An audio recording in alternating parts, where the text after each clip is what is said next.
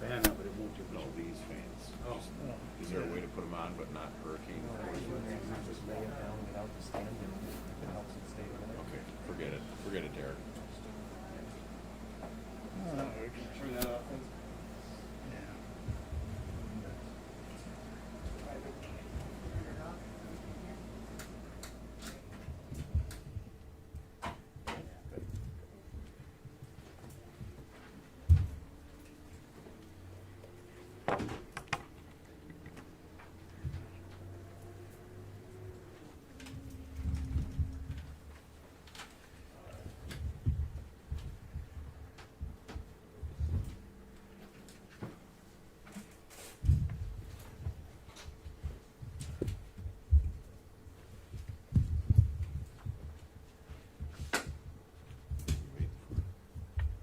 He was bringing in objectors or whatever. Afternoon. Counselor.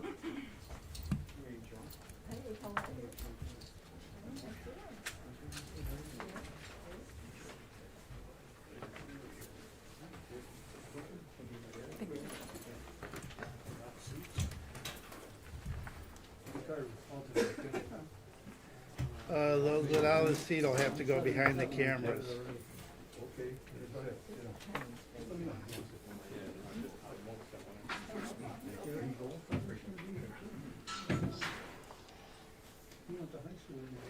All right, I'd like to call the meeting to order, please. This is a regular meeting of the Board of Elections. What we will be doing, because we have the issue of the hearing for the Byron Brown petition, we will be dispensing with the remainder of the agenda, including the reading of the previous minutes and the approval, until after we deal with the hearing. We've received the petitions and the objections that have been filed. There's been 2 separate objections that have been filed. We also believe that it's within the purview of the Board of Elections, because of the timing of the filing, to be able to review it without objections. But nevertheless, we have that all in front of us. We reviewed the timing of it pursuant to our rules, the requirement of the 3 days following the filing of the petition for the general objection, the 6 days after. And we've determined all of it to be in order and that the matter is properly before the 2 commissioners. We received a communication from Jerry Goldfader, and we appreciate it, Mr. Goldfader, that you sent it to us ahead of time so we were able to review it. What I'd like to do is, well, basically there's 2 issues that you raised. The first issue is the one with respect to constitutionality of the statute. Can you hear me okay, sir? Okay, good. I don't know if we can hear him. So.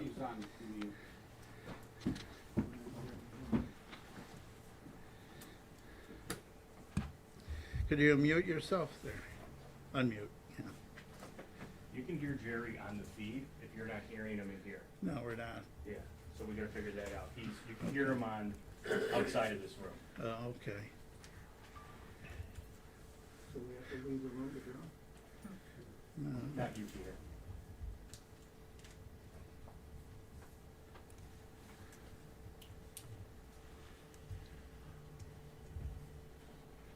Do we have the volume set up?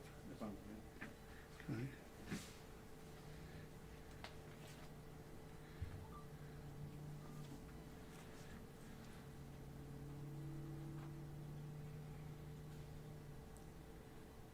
Commissioners, do you want us to have Joel say something to them so he can hear him? 'Cause Sure. Can he hear you guys or no? I Yes. believe he can. Yeah. Jerry, you can hear us, right? Yeah. Yes, I can. Do you have your audio settings on?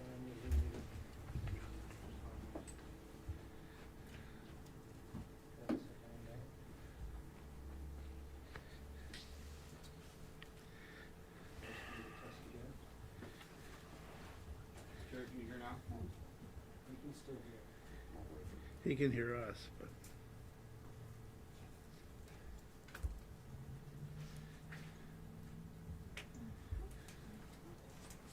You can't hear me? no, he can. We're all set. Now we're good. Now we're good. All right, great. Paul. All right, as I, You do. as I was stating, reading through the letter, you have basically two issues. The first issue is the one on the merits with respect to the constitutionality of the statute. It's your contention that by enacting the statute, by providing for an early filing time frame, the legislature is either deprived the candidate or the voters of the ability to have the candidate on the ballot in violation of various rights guaranteed them under the state and federal constitution. And I think you would concede that that's really beyond the ministerial ability of the Board of Elections to deal with. Whether we're sympathetic with you, whether we agree with your position, disagree, however, that's something for the courts to be able to resolve, the constitutionality of the That's right. statute, right? That's right. Okay. You know, you, just with respect to that, you raise the two standards of rational basis that the state legislature either has to establish a rational basis for the abridgment of the right or a compelling state interest. It'll be interesting to see which way the court goes on that and what standard they apply. You also recognize in your letter that the cases that were decided were done before the change in the MOVE Act and the upping of the calendar, which requires us to mail out federal and military absentee ballots before the 45 days, and I think you recognize it and try to address that in the court. So I'm saying that Well, basically. actually, I disagree with that interpretation of what I said, but Okay. I apologize for interrupting. I'll let you go. No, please. Uh, These are rather informal hearings. You know, you may state the correction, and I'm sorry. Okay, well, so first of all, thank you so very much for letting me Zoom in. Not that I don't want to come to Buffalo, but I'm not able to do it right now. Right. So there is a constitutional issue. The courts, the United States Supreme Court and all the federal courts have uniformly said that when there are early deadlines for nominating petitions, excessively early deadlines for nominating petitions, they're struck because they violate the rights of the candidates, the people who sign the petitions, and the voters.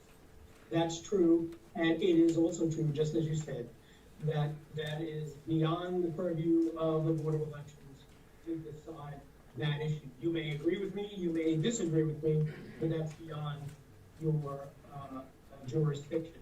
I will say, however, that when the congressional, one of the points that I made in my letter, and by the way, I did send the letter to the two objectors on August 24th by overnight mail because I wanted them to have the benefit of being able to see to read what I was saying to the board. When the congressional primary was moved by federal courts, as a matter of fact, in 2016, and we had a new congressional primary because of moved back in 2016, 2012, I should say, 2012, 2014, 2016, 2018. The independent nominating date for filing was not moved. So it was still, even if you were running for Congress in a June, where there was a June political party primary, the independent nominating petition filing date was still 11 weeks before the general election. It was only changed in 2019. So that was my small point with regard to what you said. That in fact we have a history here in New York of moving the primary but not moving the nominating petition deadline. And if you'd like me to continue and make my point, or did you want to? Well, I think we'll go to the second point because that's really what we can deal with here. I'm sorry, say again? Oh, I'm sorry. I think we'll move on to your second point of your letter because that's what we can deal with here. You know, That's exactly right. So whether you agree with the constitutionality issue or not is beyond the jurisdiction of the Board of Elections. And by the way, whether you agree or not with the objections is also beyond the purview of the Board of Elections. Now, There are two objectors, Ms. Simmons and Ms. Walton, and both of them raised the issue of the deadline. Ms. Walton also raised in the general objections a number of signatures that didn't include that in the specs. You do have jurisdiction if there were an issue with regard to a number of signatures. She also Ms. Walton raises the issue of the name of the party, but there's no foundation for that. She doesn't really explain it in any way, and it doesn't really make. Right, in the preliminary review, I think there was a question with regard to whether a committee on vacancies is necessary, and that is not. And also the name, we didn't find that there was any basis for either of those two. Yeah, either one. Now, you do have jurisdiction. If in fact there was a law that said, a current law that said a committee to fill vacancies is required, you do have jurisdiction over that because it relates to the face of the petition. As it turns out, it's not required. Right. I think it was a frivolous claim, and you've rejected it. So the jurisdiction of the Board of Elections, and you commissioners have tremendous experience, even though we've never met. I know your work, and I know you have tremendous experience and expertise in this area. So if you have any questions or about anything I say, please jump in. You do have jurisdiction if it was required to have a committee to fill vacancies and it's not on the face of the petition, you can act. If in fact a candidate said that they were running for civil court instead of mayor on the petition because their printer made a mistake or their campaign made a mistake or something like that, you do have jurisdiction over that. If they follow up with the statements on the way they print the statement of witness and the required language is omitted, you do have jurisdiction over that. What you do not have jurisdiction over is anything outside the faith of the petition.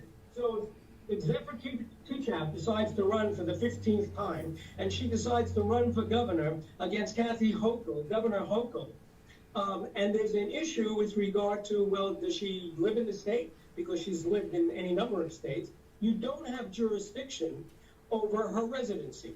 You don't have jurisdiction if somebody's supposed to be living in a particular jurisdiction for 30 days or a year or whatever it might be before they can run or before they can serve. You don't have jurisdiction over that. And you don't have jurisdiction over deadlines with regard to when a petition is due.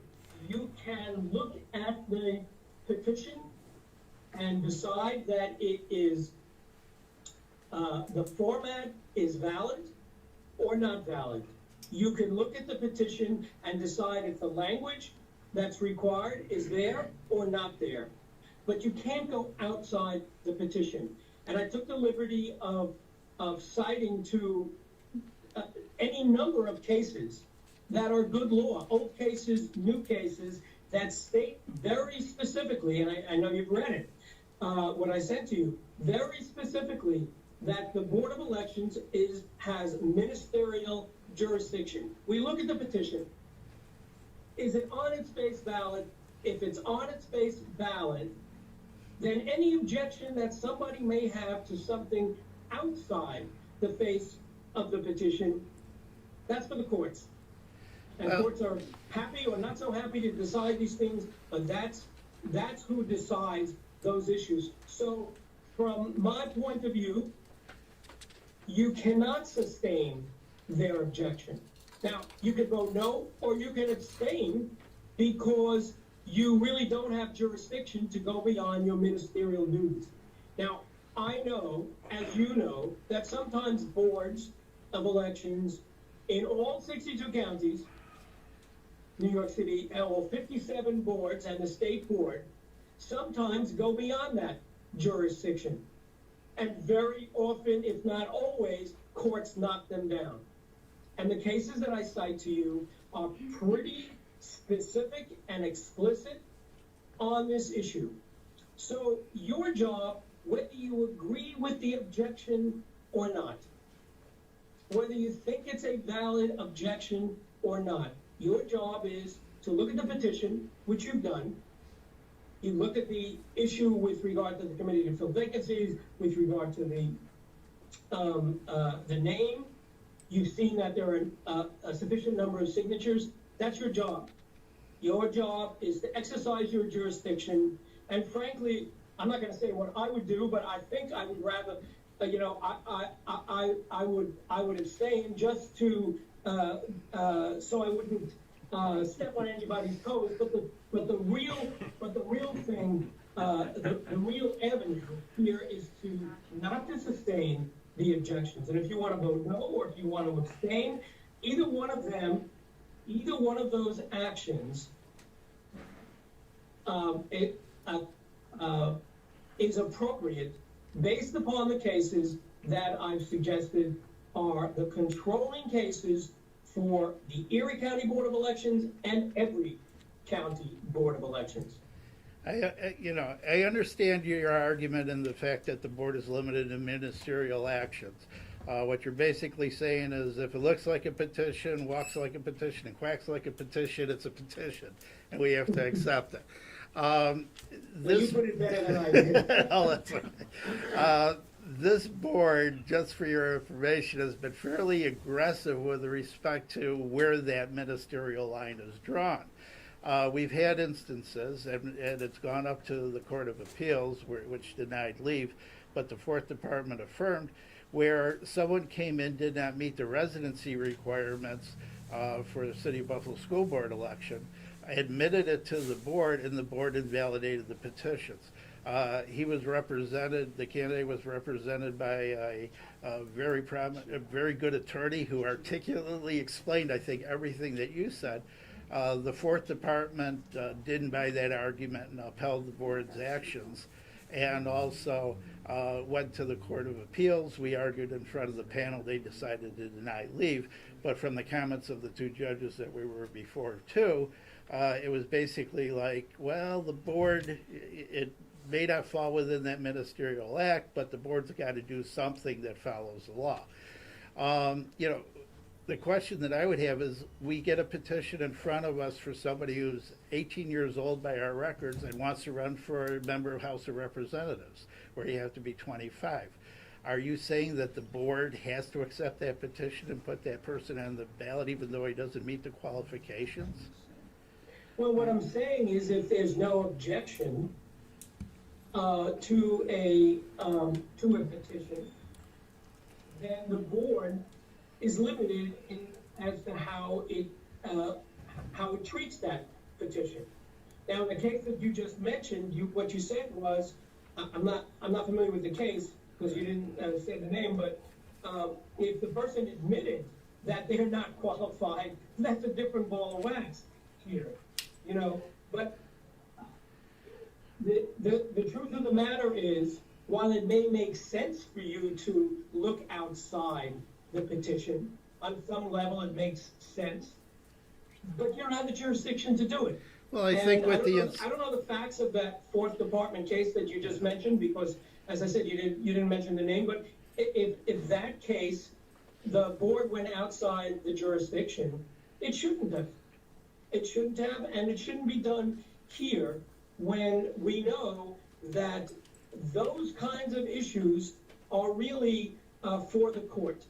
And you would recognize that. You would acknowledge that those kinds of issues outside the petition are for the court. And when you say, well, you have to do something, no, you actually don't have to do something.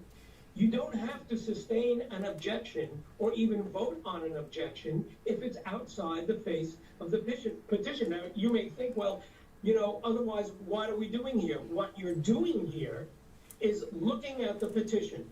And anything beyond that is really outside of the jurisdiction, the way the Constitution of the State of New York and all the statutes and regulations of the state board and controlling cases have indicated time and time again. Well, what about reference to our other records, like in the instance in which I said an 18-year-old files a petition to run for member of the House of Representatives?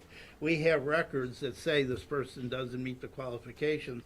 Yeah, you're saying because he submitted a petition, we have to put him on the ballot. That would be your position? That's right, if there's no objection. Now, that doesn't mean he will be able to serve, because just play this out.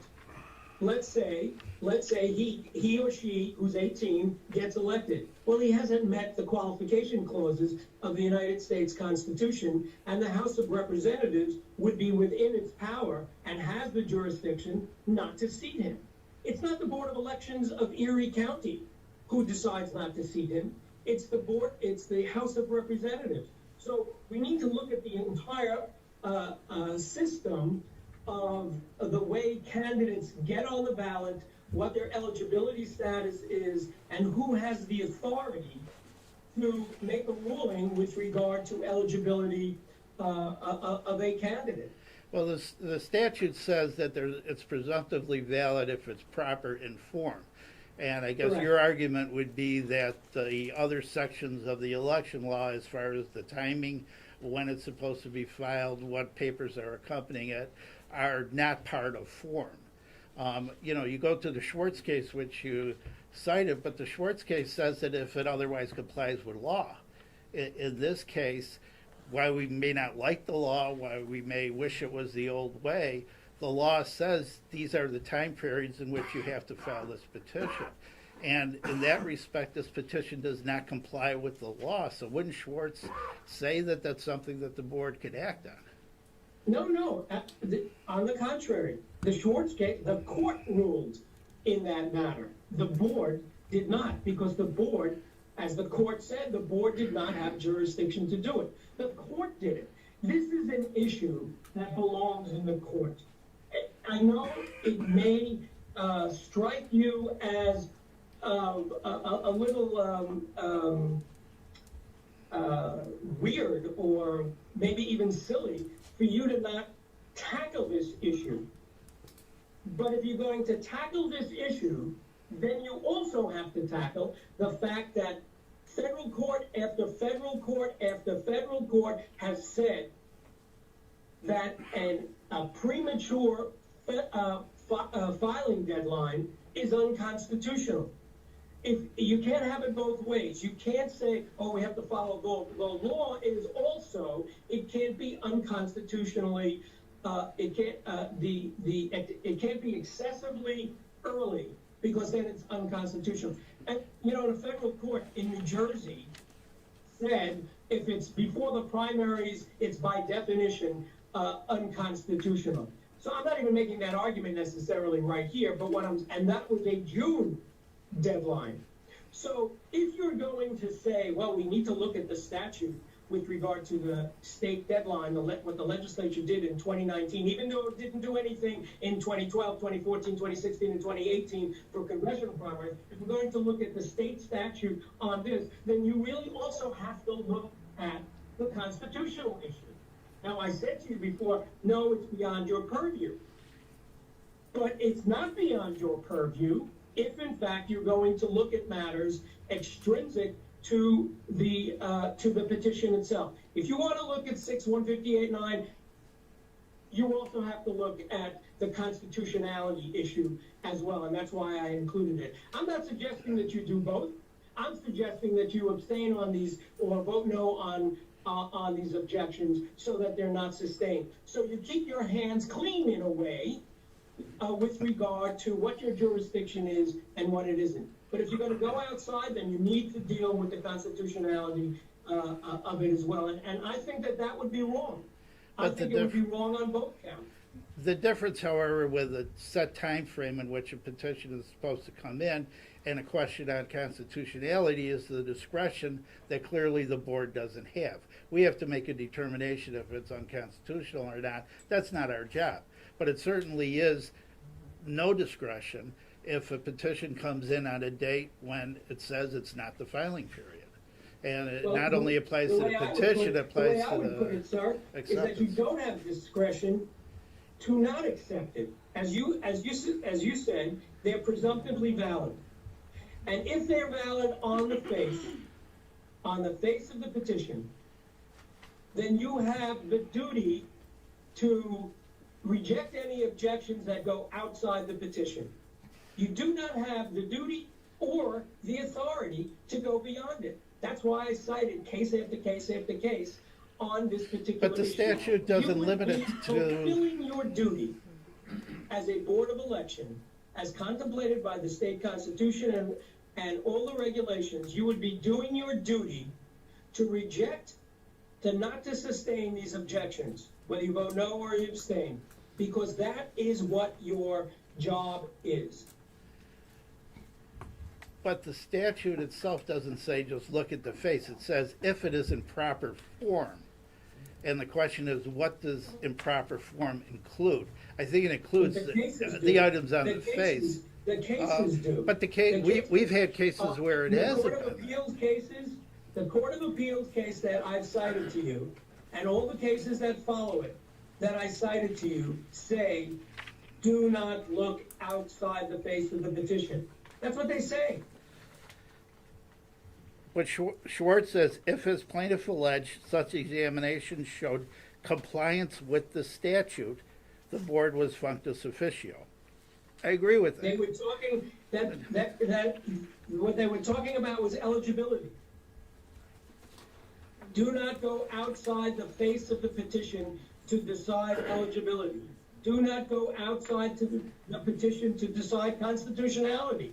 Do not go outside the petition to decide anything else if the petition is in valid form. I guess we may have a difference in interpretation on that. But you've been very steadfast in your argument, and I congratulate you on that. I'd like to hear the other side, Eddie. I mean, because I think that's where the central question comes down to. Is it in proper form? Does that include the filing deadlines that are specified within the statutes or not? So I don't know if there's anyone who's representing any of the objectors or would like to address that. Well, if the objectors are not here. They're yeah, the I'm sorry. representatives are. Commissioner, I represent Ms. Walton, but I'll defer to Joan first. Okay. I represent Ms. Walton too. There's certain points, Mr. Goldberg, that I had some questions about, but, good afternoon, Commissioner. Forgive me, I don't know who's speaking. I'm Yeah. Jane Simmons. Nice to meet you, Ms. Simmons. You too, sir. I am a resident of the city of Buffalo and a registered voter who is challenging the validity of Byron W. Brown's independent nominating petitions filed 2 months and 25 days after the May 25th, 2021 deadline. I'm here speaking before the commissioners of the Erie County Board of Elections solely in that capacity. When I registered to vote with the Erie County Board of Elections, there were requirements that I had to meet before I could be deemed eligible to vote, and subsequently be issued a voter registration card. This card enables me to exercise my constitutional right to vote in local, state, and national elections. If for some reason I did not meet those requirements and believe they violated my constitutional right to vote, I would seek redress from the courts, not the Erie County Board of Elections, because they are not empowered to enact, appeal, or amend New York State elections law. That power is granted to the New York State Legislature by the New York State Constitution. If I attempt to exercise my constitutional right to vote on a day outside of the time frame set by the New York State Legislature, I would be unable to do so. So would anybody else. When I say going to the courts, when I exercised my right to vote in the June 2021 in the Democratic primary, I had every right to expect that my right to vote and have my vote accurately counted would be protected as provided by the New York State and federal constitutions. These documents spell out rights that apply to all eligible voters, not just to the ones who supported Mayor Brown. It is my firm belief that validating Mayor Brown's independent nominating positions would in effect nullify, invalidate my vote, and violate my constitutional rights to vote and have my vote accurately counted. I believe it would also nullify the New York State Voters' Bill of Rights. Why even have or hold a primary if the candidate who loses can be allowed to circumvent and thereby nullify an election and the results? Haven't we visited and continue to visit the scenario? I read Mayor Brown's legal counsel, Mr. Goldfarb, submission to the commissioner, and nowhere in that document does it hint or claim that any irregularities occurred in how the Erie County Board of Elections conducted the June primary. As I read counsel's document, they seem to relegate the role of Erie County Board of Elections to that of paper pushers. They seem to support a position that no matter if documents are filed by candidate in an untimely manner that is inconsistent with education's law, that the Board of Elections must not only accept them, but also validate them. If one accepts this, your premise, the board would have to accept, for an example, all voter registration forms filed as valid, whether they meet the requirements established by elections law or not. It's confusing. On one hand, council, you want to limit the board's role in the election process to accepting and processing election-related documents. On the other hand, you're asking the board to amend election law for Mayor Brown when the jurisdiction and authority to enact, appeal, and amend election laws is granted to the legislative branch of the government by the New York State Constitution.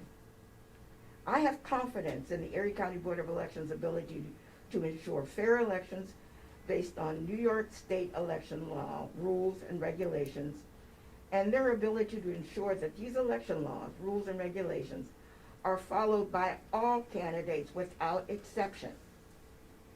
Finally, I repeat, the New York State Legislature is the branch of government empowered by the New York State Constitution to enact, appeal, and amend New York State laws, which includes election laws.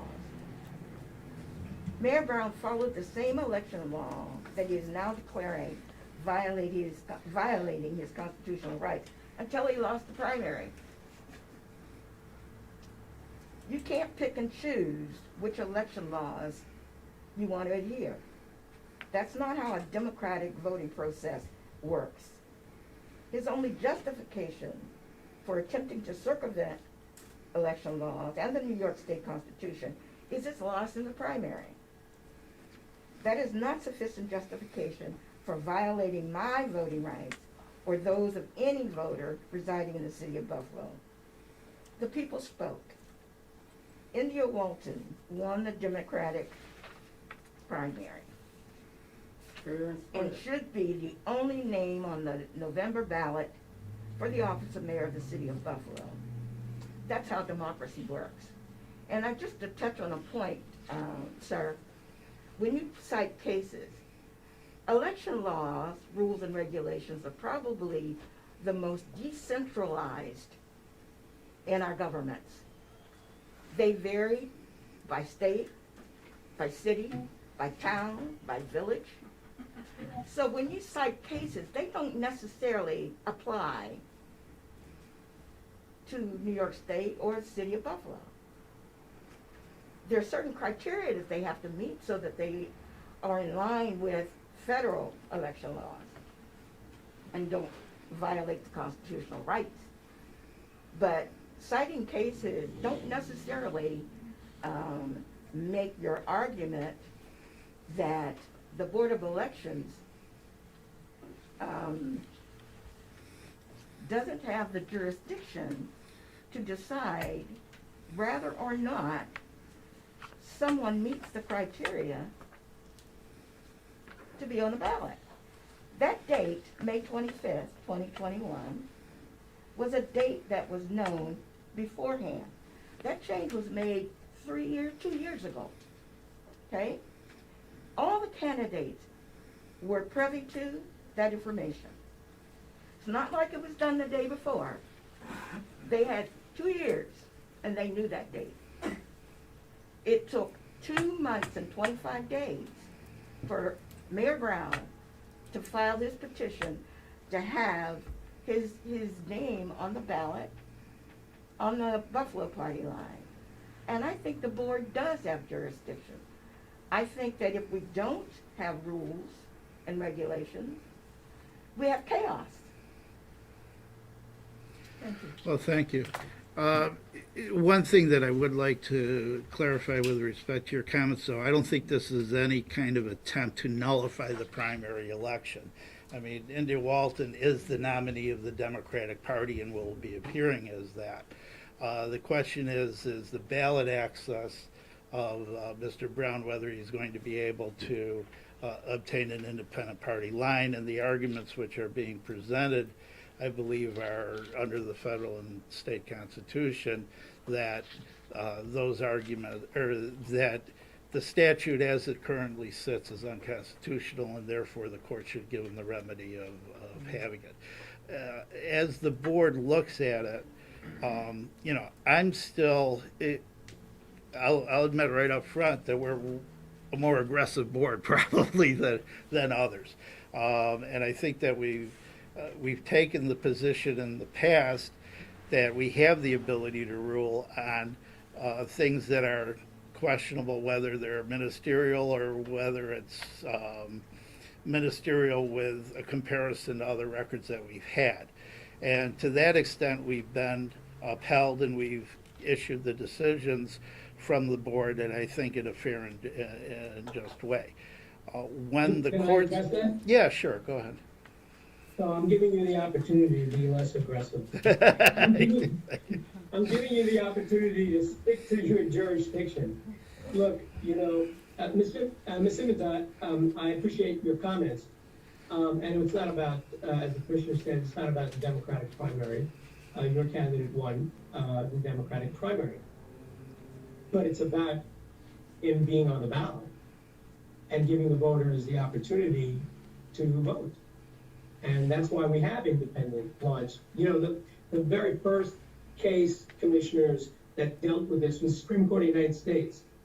When John Anderson was running for president in 1980. He didn't have a chance, but he didn't know that. He thought he was going to be the best president in the world. And in Ohio, there was a March 20th deadline. He submitted his petitions in May. And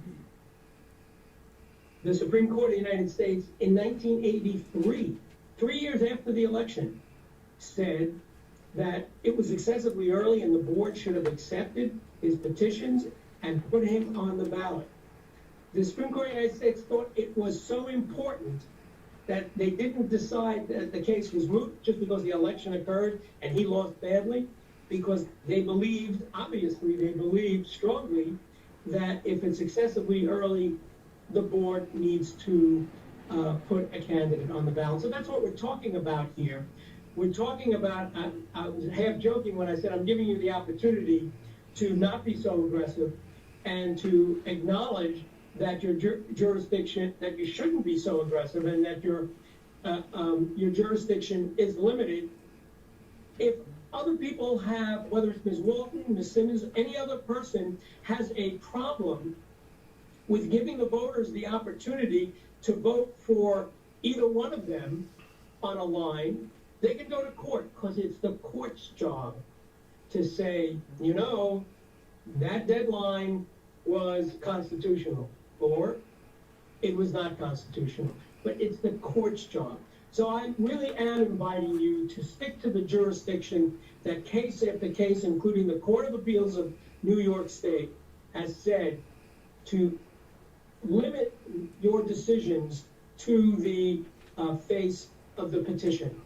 I think that's the right decision. No matter how you might feel about the atmospherics of this whole situation, that's the correct jurisdictional decision, And nobody can blame you if you do not sustain an objection that goes outside the face of the petition. They want to challenge that in court, they have every right to do that. And if they don't, the people will have a right to vote, because that's really what we're talking about here. Ms. Simmons, that's really what we're talking about, giving the people an opportunity to vote. Sure, he lost the Democratic Party primary, but he wants to run an independent line. People do that, candidates do that all the time. And it shouldn't be the Board of Elections in Erie County to stop it on this ground, because frankly, I just returned to the simple point that however you feel about this situation, your job is to not to sustain the objections, and if they want to deal with this in court, God bless them, let them do it. Well, I'm sure that this will go to court whichever way the board rules. However, I'm really troubled with having such a limited reading of the statute. First of all, the statute, with respect to the petition, says that it shall be presumptively valid, not that it will be valid, presumptively valid. And the question is, where are they giving it to? Is it they're giving it to the Board of Elections, or are they saying that only for the benefit of the court, and then why put it in the election law? So I think there is some power conveyed to the boards of election. And then secondly, the statute doesn't limit to being proper on its face. It says proper as to form. And I think that form includes more than just the face of the petition. That's the way that I've ruled for the last 28 years. I have to say, I don't like to use the expression with all due respect, but with all due respect, to me, form and all the court decisions that I've ever seen, form means, did you write the public office correctly? Did you spell your name right? Did you put in your address correctly? Is the statement of witness have the language it's supposed to? That's form. That's what form means. Commissioner, if Yeah. it's okay if I speak on behalf Sure. of Ms. Wall, and I'll try to be brief as the air conditioning is probably a little Yeah, bit it's better getting warm. in Mr. Goldfeder's office than here, but first of all, no court has held this statute 158.9 unconstitutional. That has not happened.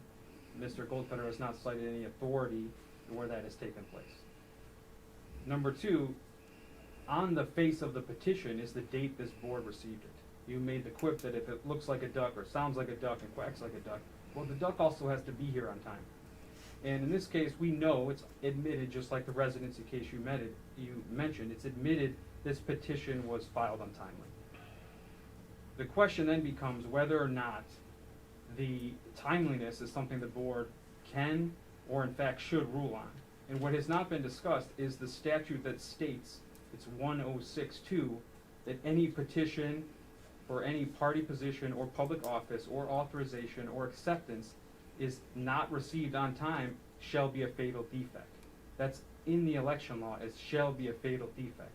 A very interesting and recent example of that is this very election where this board invalidated Ms. Walton's candidacy on the Working Families line because of the untimely filing of a certificate of acceptance. That was not something that was beyond this board's authority then. It certainly isn't now.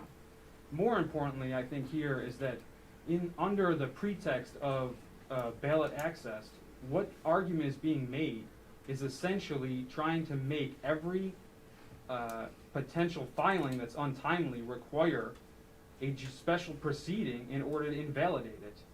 And there is a problem in the country, whether it's Georgia or Texas or Erie County, where people want to bend election law requirements and rules to accomplish short-term political goals. That's not what should be permitted anywhere in this country. It's not what this board has done recently, historically. It's not what's in the New York State election law, which the Court of Appeals as recent as 2020, related to some COVID exceptions of law, said that the time periods prescribed in the law are not discretionary, not even for courts, let alone boards of elections.